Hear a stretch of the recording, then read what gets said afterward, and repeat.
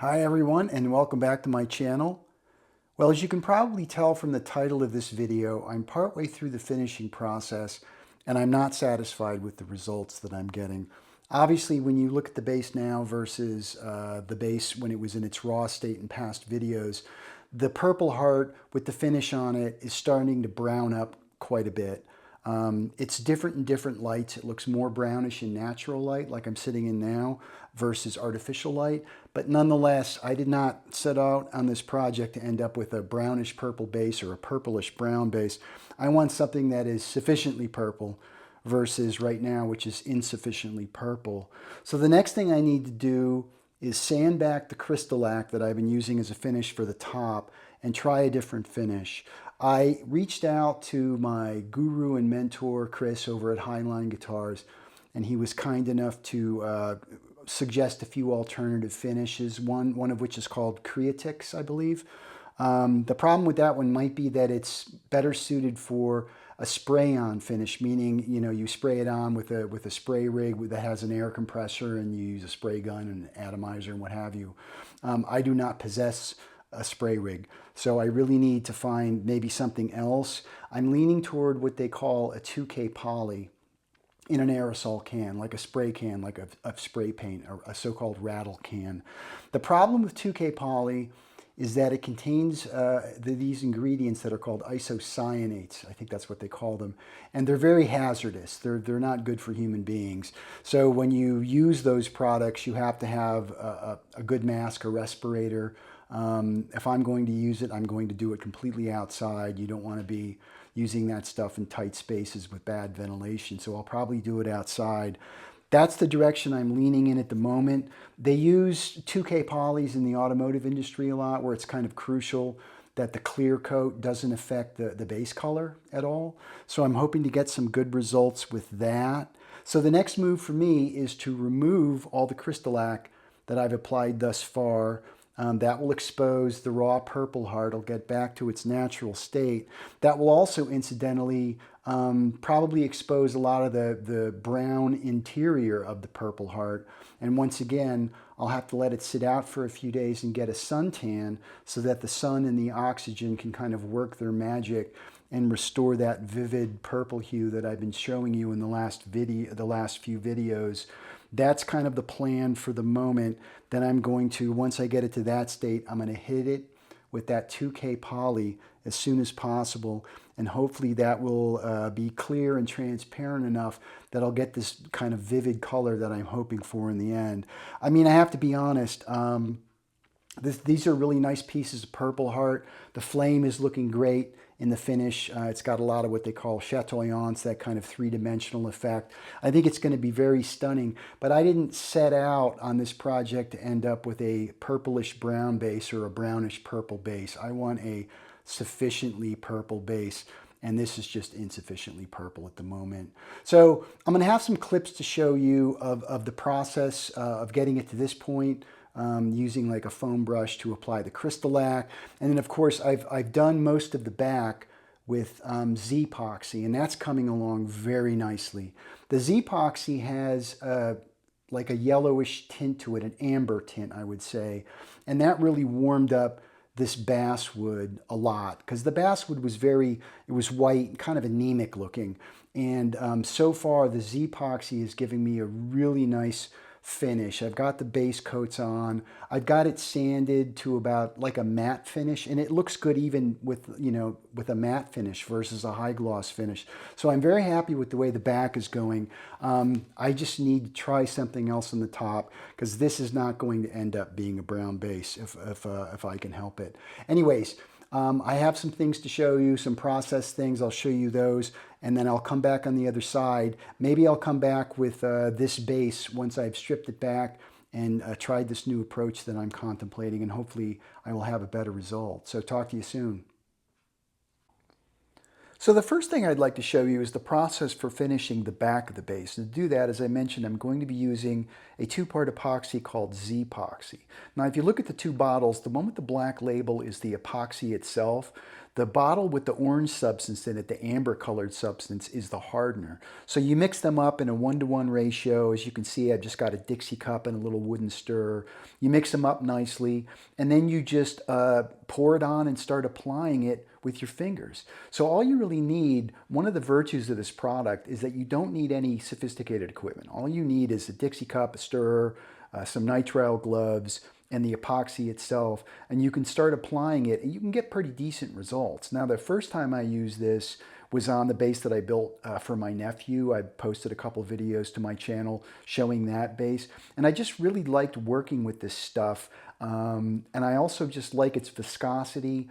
It's very easy, even with the gloves on, to kind of feel the different rates at which the finish gets absorbed into the wood depending on where you're applying it. So for example, on the back, it's very easy to build up some finish and get a nice slick feel because there's no end grain and the wood's not very absorbent. However, when you're working on the part like I'm working on now, like the upper and the lower horns, those parts, those areas absorb more finish. And so it's really nice being able to use your hands because you can actually feel when something is absorbing more finish and probably needs some more applied. So this end grain, like at the bottom bout, as I run over it with my fingers, it feels a little bit more tacky than, say, on the surface of the base body. And so I know I just need some more finish in there. And Z-epoxy, it has nice viscosity, but it also has a nice long working time. So you can kind of take your time with this stuff. And I want to be really careful with this base coat because I want the wood, I want the whole body to be sealed. I want there to be even coverage. And I want a nice base layer to build up the subsequent layers, of which there will be probably another 2 or 3 before I switch gears and start level sanding, which I'm going to show you in the next scene. Now for level sanding, I use a product called Super Acelix Abrasives, which are made in Japan. They're distributed here in the US by Eagle Abrasives. I first encountered this product watching a couple of my favorite YouTube instrument builders, and they were demoing it because it's a fairly new product, and it's meant to be a dry sanding alternative to the traditional wet sanding techniques that a lot of instrument builders use. And that involves a very high kind of high grit sandpaper and some sudsy water as a lubricant. And of course, it's much messier. You're always running the risk of getting water in exposed wood areas like the control cavity on this base. The virtue of Super Acelix is a complete dry sanding process, and it powders up nicely, as they say. That is, as you're using it, it generates this very fine white powder that helps you gauge the progress you're making. What I'm looking for here is shiny spots, which indicate low spots in the finish. That is finish I haven't yet gotten down to sand. So as I'm going along, I'm generating that powder, I'm wiping it off, and then I'm checking my progress. If I see any shiny spots, I've still got some work to do. At this point, this is just kind of like an initial pass at the back. I know I'm still going to be doing some work, adding some layers, but I'm doing this now in preparation for the big moment, which is applying finish to the top, which has really been the subject of this video. And so here's where things started to go wrong. As you can see, I've got my Crystal-Lac, I've got my foam brush, and I'm starting to apply kind of little tentative dabs to inconspicuous places. They look good, so now I'm going for it. I'm going to apply my first coat of Crystal-Lac to the body. As you can see, it's not altering the color that much. It's looking pretty good. The further I got into it, it started to darken up a little, but it didn't seem very brown. It was going from like a kind of a light lavender to more of a plum color the more and more I applied coats. So I was still pretty optimistic at this point that I was going to get a good result. So that being said, I went on to apply successive coats. This is the first. I probably did maybe 3 or 4 additional coats. And as I mentioned in the beginning, what I ended up with in the end was a very kind of brown looking base.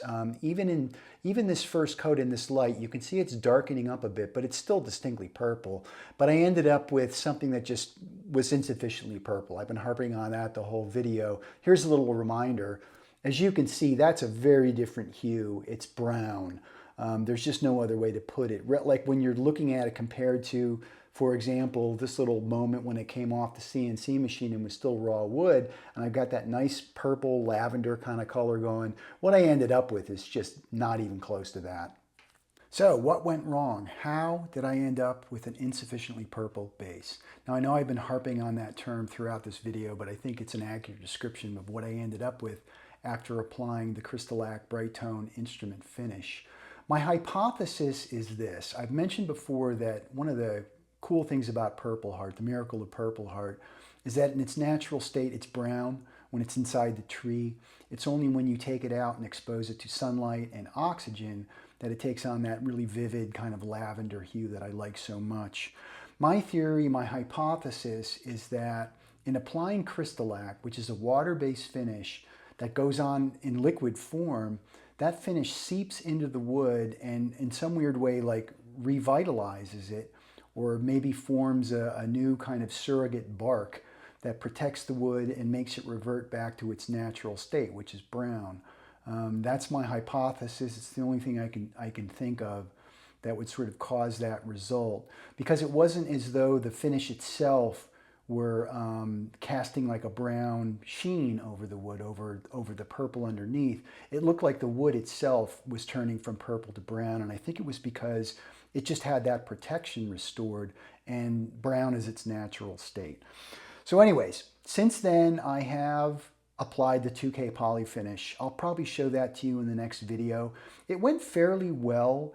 The base is now sufficiently purple. It's not ideal. It's not what I had been hoping for. I would describe it more as like a kind of a grape or a plum color. So it's still quite dark, but at least it looks purple now versus just straight up brown. So I guess I'm relieved and satisfied with the results. It's sufficiently purple.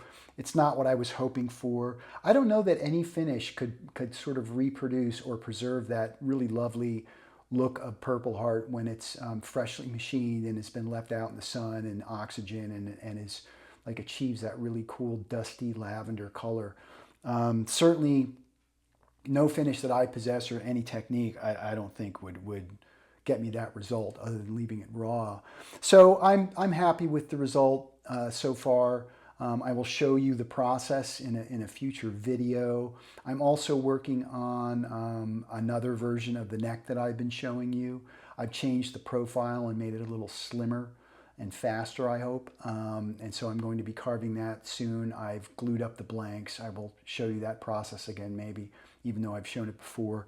Then I'll probably just do a very quick abbreviated version of showing the carve and the results. But that's where I am. The next step for the body is for me to go back and finish the back, applying more layers of Z-epoxy and level sanding and the whole thing. I have to be very careful because there's a transition zone between the 2K poly that was sprayed on the top and the Z-epoxy that's on the sides and back. So I have to make sure that's nice and smooth and transitions smoothly. I have to be very careful and mask off the top when I'm applying the Z-epoxy because I don't want drips or runs. I don't want the two finishes intersecting that much if I can avoid it. So those are the next steps, and I hope to see you for those videos. Take care.